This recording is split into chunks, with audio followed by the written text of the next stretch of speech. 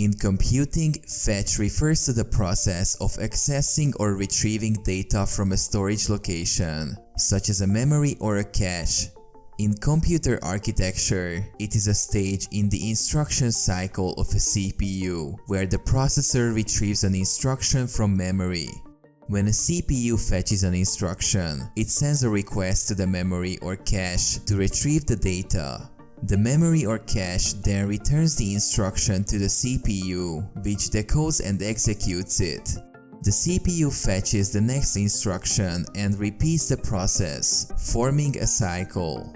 The fetch stage is an essential component of the instruction cycle, and it determines how efficiently the CPU can execute instructions. Modern CPUs use various techniques to optimize the fetch stage, such as prefetching, where the processor anticipates the next instruction and retrieves it before it is needed.